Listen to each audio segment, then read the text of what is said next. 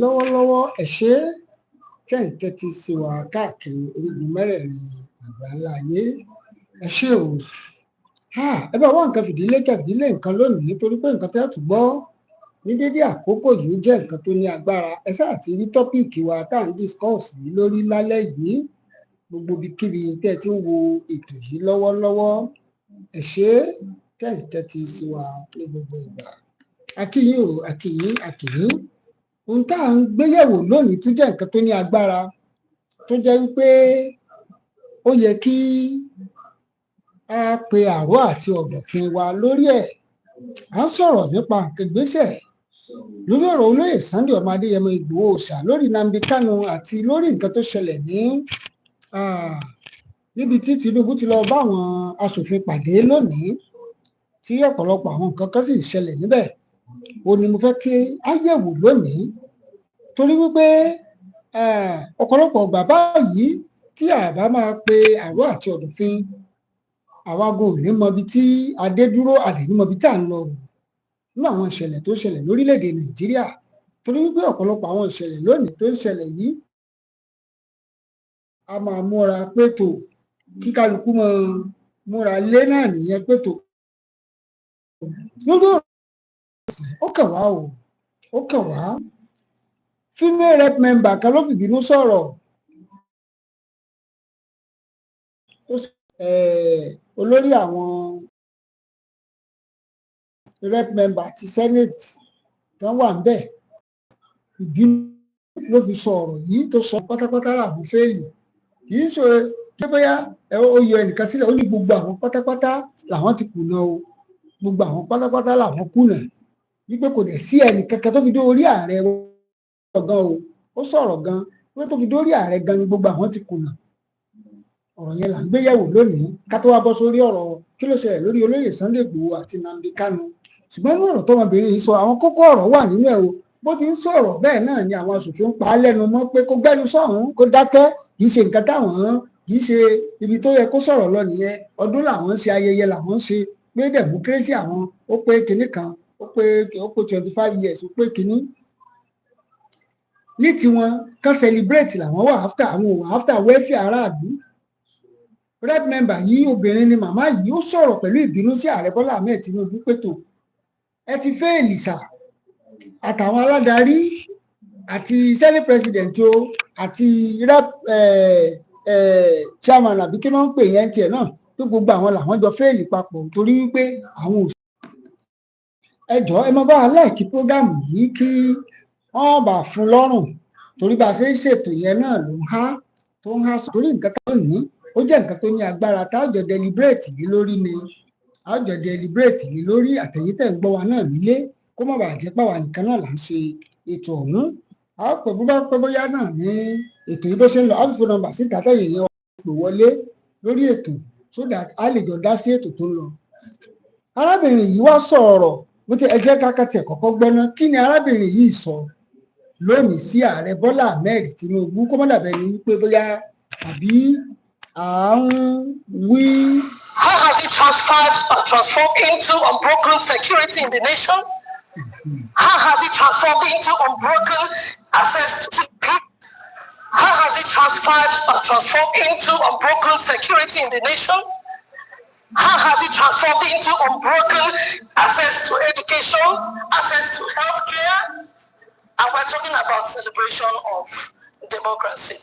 The democracy is government of the people, for the people, by the people. And it should actually change the lives of our people. We are representing our people. Our people are hungry back home. For me, to be honest with you, Mr. Speaker, there is nothing to celebrate. We're saying we should not celebrate. And we should be looking at celebrating food security. We should be looking at celebrating access to healthcare. So we should be looking at celebrating. There are a lot of things to celebrate. We know that we have had unbroken. Excuse me, please. I need to be protected. I need to be protected, Mr. Speaker. You are protected, but democracy is what is protecting you. So, democracy has given you we had on this floor to be a democracy that gave you that platform. Are you saying you're not celebrating it? What has it, how has it impacted? We need it to move a step further. We need it to move a step further. If I am here and it has brought me here, how has it impacted my own people? That's what I'm talking about, Mr. Speaker. Thank you very much. So please, I am celebrating, but we should be okay. We are celebrating it now. Implement what we have been doing here. Okay, thank you. So we are celebrating it now. Thank you. Thank you. Honorable colleagues, democracy. That's the last words counted and first word, because democracy gave her the platform to be able to address this issue, and to say she's not celebrating it is what better. Honorable Kafilat, I want to hear you speak. Please. We have had so many prophecies that Nigeria was going to break. That was in 2015. And of course, today we have had several elections. And today, as we speak, we have a president that is one of those that fought for the democracy of Nigeria. We have a president that did an election and lost in his own state. That is democracy. Today, we know that democracy is government of the people, by the people, and for the people. As we speak today, the population of Nigeria as it stands, Nigerian women constitute about half of that population. And a nation that decides to underutilize the potential of about half of our population will go nowhere. I want to appeal that as we celebrate Nigeria's democracy today being 25 years, we should, as leaders of thought, I'm happy that the national chairman of the largest party in Africa, APC, is here seated. We need political party reform. You are protected. Hello. We need.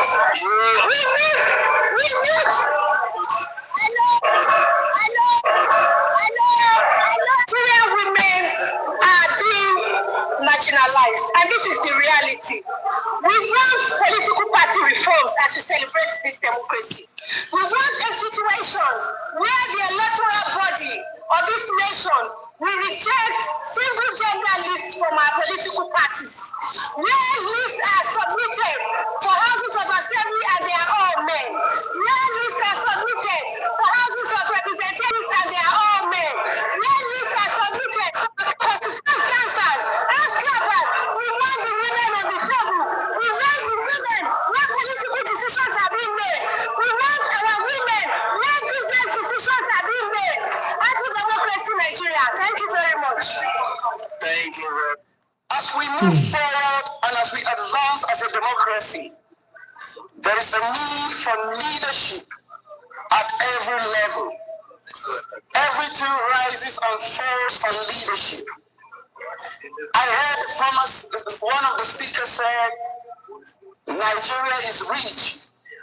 Nigeria is rich in resources. Nigeria is rich in human capital.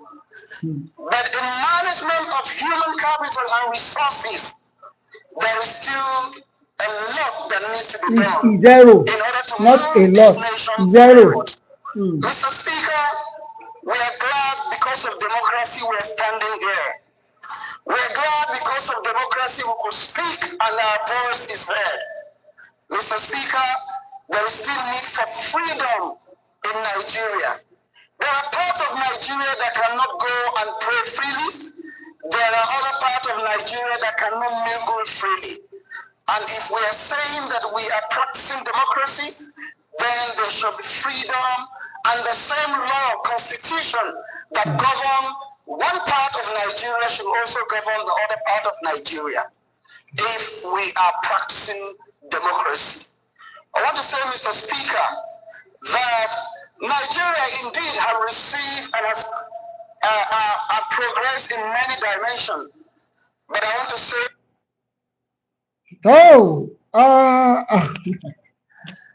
ó lágbára o, ó ní agbára o. Ṣé rí pé èèyàn mẹ́ta ni mo mú wá fún wa lálẹ́ ìta fẹ́ gbé nǹkan tán sọ yẹ̀ wò. Ṣùgbọ́n nínú àwọn mẹ́ta, ẹ jẹ́ ká kọ́kọ́ gbọ́ ẹni àkọ́kọ́ yẹn náà, arábìnrin tó kọ́kọ́ sọ̀rọ̀ lákọ̀ọ́kọ́.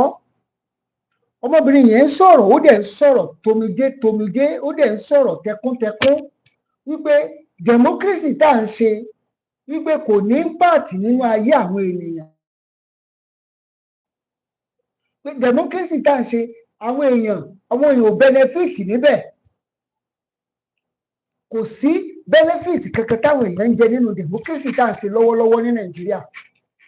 But wọ́n sì continue nítorí pé wọ́n rí nǹkan jẹ ń bẹ̀. Because they are still eating something. The woman was talking and they are trying to silence the woman. The woman was talking, some people are shouting. Débi pé arábìnrin yẹn bẹ̀rẹ̀ sí ní sọ̀rọ̀ wípé I need security here, I need security because kí speaker lè protect ẹ̀. But èsì ọ̀rọ̀ tí speaker náà máa fún ni wípé you are protected already because and that is the benefit of democracy. Ẹ jọ ṣé nǹkan tá aráàlú fẹ́ nìyí. A lot of times tá a bá ń sọ irú àwọn ọ̀rọ̀ báyìí, a lot of people máa wò bí ẹni wípé àbí anti government làwọn eléyìí ni, àbí wọn ò fẹ́ progress ni, àbí wọn ò fẹ́ kíní. Look at the rate tí wọ́n fi pass bill lórí national anthem. Just look at the rate. Just look at the speed. À ń sọ̀rọ̀ lórí loan fún àwọn ọmọ iléèwé. Up till now kò tíì sí solution lórí ẹ̀. Èmi ò tí ì rẹ́ nìkan tó sọ pé òun gba loan yẹn o. Bóyá tẹ bá dẹ̀ rí ẹ lè fi sí comment section pé family mi kan o, ọmọ brother mi o, ọmọ uncle mi o, ó ti ní access sí loan o. But wọ́n lè pass bíìlì old national anthem tí wọ́n ti ń kọ látàrí àwọn colonials. Now ṣebí Yorùbá ní àkínrólé apá kan. Tó bá jẹ́ pé lóòótọ́ wọ́n sọ wípé old colonial anthems ó dáa tí ò dẹ̀ ṣe fún service interest o. Tí ò ṣe fún service interest. Kí ló dé tẹ́ kí gbogbo nǹkan tí colonial master gbé wá nígbà yẹn a lè fọ́lú ẹ̀ sí? Bóyá owó tá à ń ná nígbà yẹn láyé ìgbà yẹn tó ń ná pounds. Kó gbé wádé. Gbogbo àwọn nǹkan tó ń ṣe láyé ìgbà yẹn náà. Kó introduce it again. Then our system of government ní ayé ìgbà yẹn náà kọ́dà padà sí ayé ìgbà yẹn náà ṣé wọ́n máa gbà á sáwọn aṣòfin yìí máa ṣòfin yẹn. The constitution that tí àwọn colonial yìí gan gbé wá ń gbà yẹn constitution tó ń gbé wá ń gbà yẹn ṣé wọ́n lè lò ó sáwọn aṣòfin tó wà ń bẹ̀ ṣé wọ́n lè ṣòfin lórí ẹ̀. Because a lot of people sọ pé kò sí tó bá dì ń bẹ ẹjá padà sí old national anthem ẹjá the one we are using tí wọ́n cancel sí was composed by a Nigerian. During Obasanjo ni wọ́n introduce it. So does that mean pé when Tinubu have counter with Obasanjo when he was governor of Lagos State now òun náà wá ti di president sí ó fẹ́ máa lo àwọn method yẹn láti jẹ́ gbogbo iṣẹ́ tó Obasanjo ṣe o. There's another one now also planning that a national library to Abuja they want to name him after Tinubu. Is that why the Tinubu is there? Is that the reason why he's there?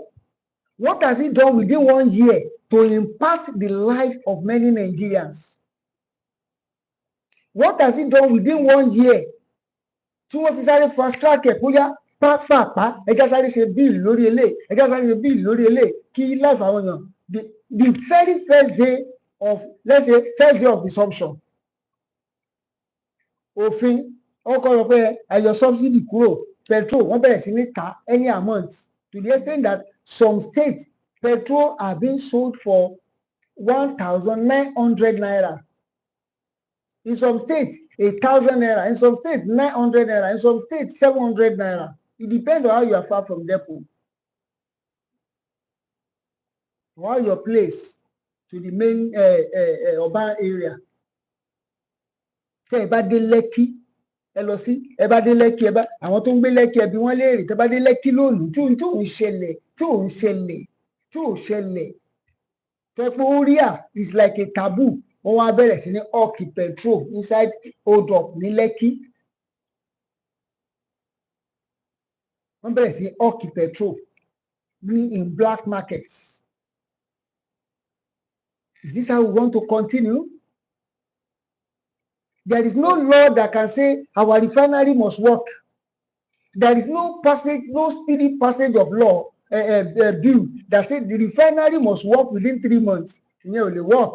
wọ́n ní ó gbọ́dọ̀ follow process kan, ó gbọ́dọ̀ follow process kan, ó gbọ́dọ̀ follow process kan. Ṣé mọ̀ wípé orí process òun process yìí ó ní chairman Total tó fi sọ wípé dandan lá àwọn ń kó company àwọn kúrò ní Nàìjíríà báwọn lọ sí Angola. Ó ní Nigeria is fond of irregular political, ó language kan pé we have political instability, and a country that have political instability, they can never achieve anything.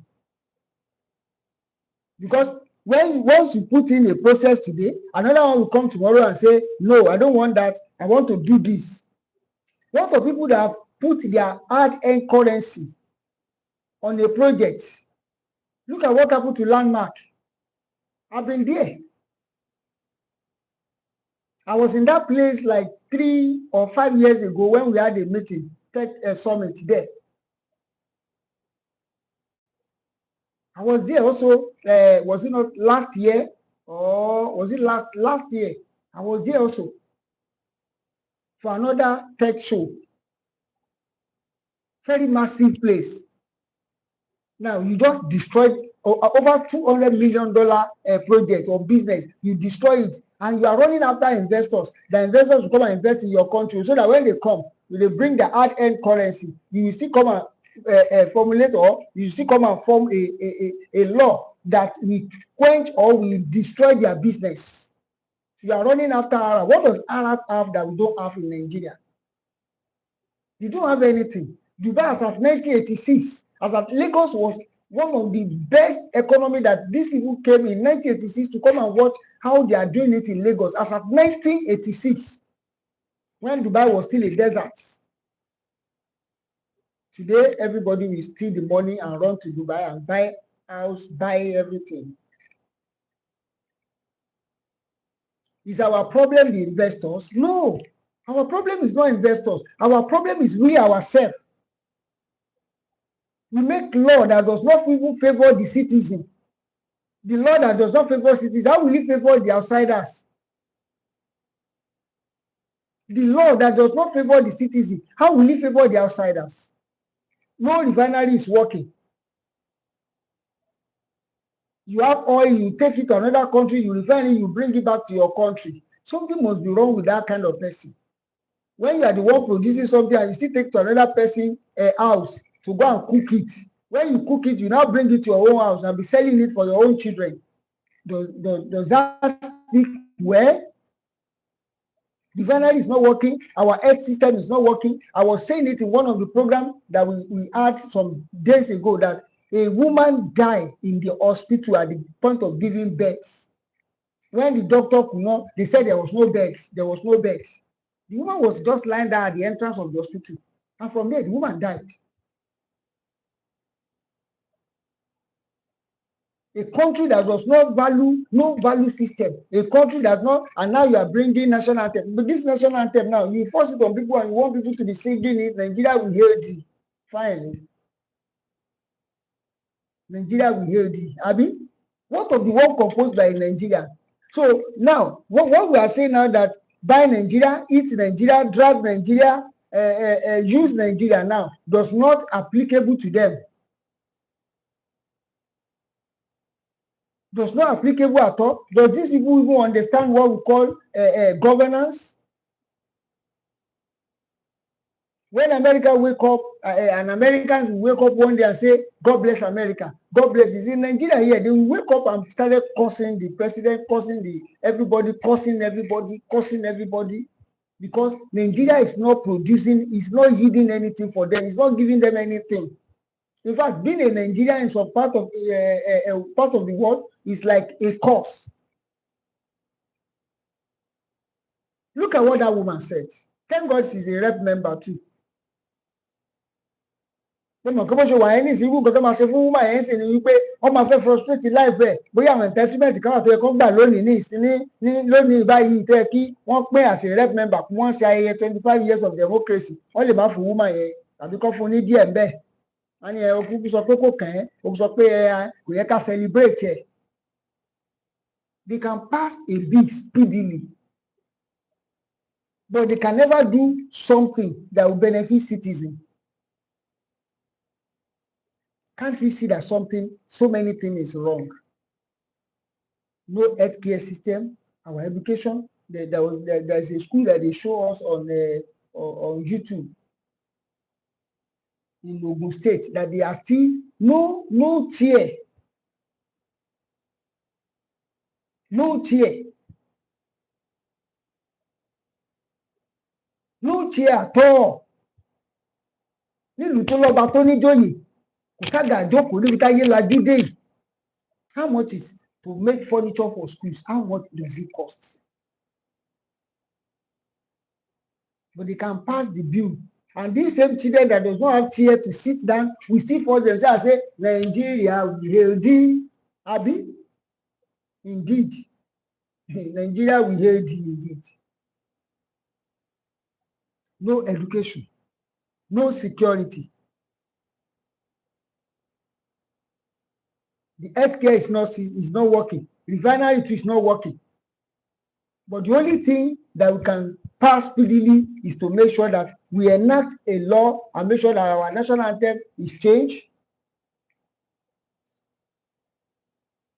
So if another person now come again, look, is it not the same process that's happening in Osun State? During Aregbesola, they use one coat of arms. During the man from Irabiji is also following Aregbesola. But now that Adeleke is there, he's changing it. Even in that Osun State, what has he done in Osun State? In 1 year. I can do it, if I'm a rich family. Now, what has he done? Please. If you know what the governor have done in Osun State, please put it in the comment section. Let us see. These are the problems. Because when the head is not working, there is no way the body too will function well. We are not trying to attack anybody, but we are just saying that we need to do the right thing. Now, olórí àwọn Boko Haram, Bodejo, they released the man. This is the man that we all know that he commits many offenses. Or let me say, he has done many things to warrant the but they freed the man. They said they grant him so that he can go and. What has Nnamdi Kanu done? What has he done that warrant this man to be in prison? If up till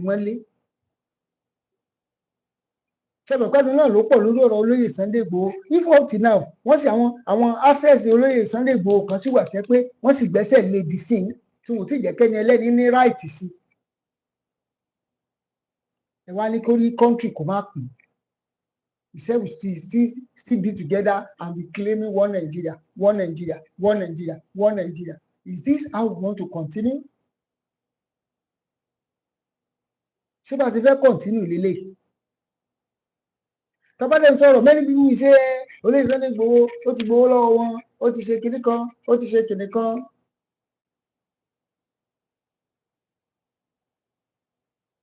Ó ní wọ́n free rẹ̀ ẹ́ sìn o. The other time it was 90 billion naira for Hajj. I'm not sure about Jerusalem now. I want to buy 90 billion to one. We invest money on religion. What has religion done for us in this country? Let's be realistic. What has religion done for us in this country? It has done more harm than good. I know many people will not believe, you are antichrist, you are atheist, you are this. No, I'm a Christian too. I'm a Christian by the grace of God. But the religion has done many harm in this country than good. If you see what so many people that have been tormented, there's one that is going viral now online. That happened between that big church now and with the pastors in the church. That's just a small one. If you see many atrocities that is going on among the GOs in Nigeria, before it was CTC that is Japa. Now, our generation are not in Japa because there's no God in Nigeria again. If I may use that word, Abi, there's no God in Nigeria again.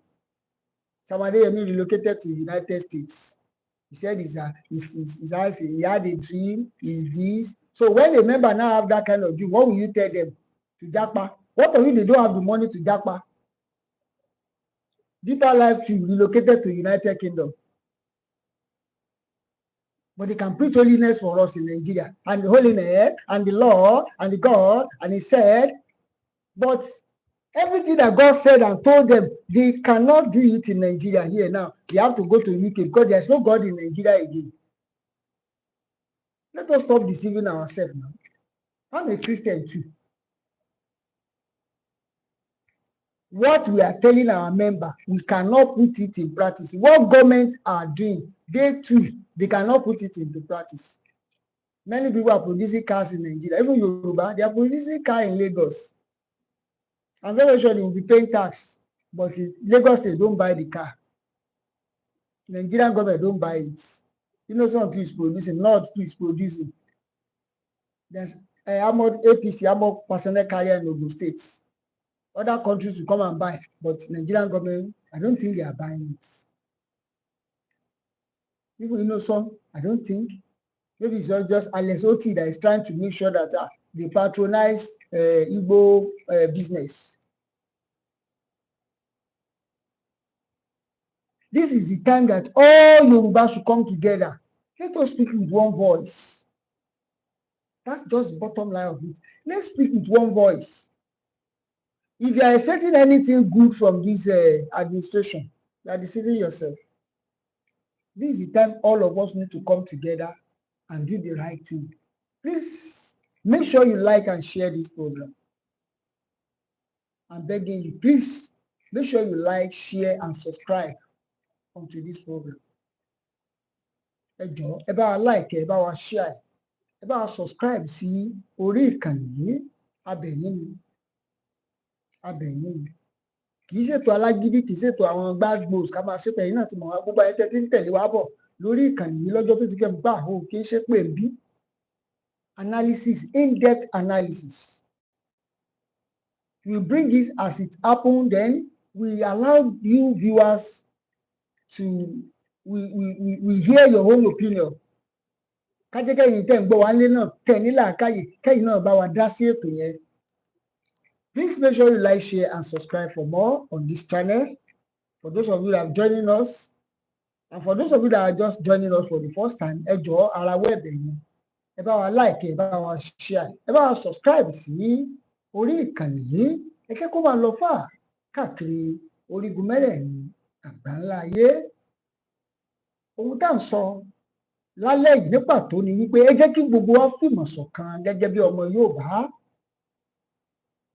Ká lè bá gba orílẹ̀-èdè Odùduwà nation wa.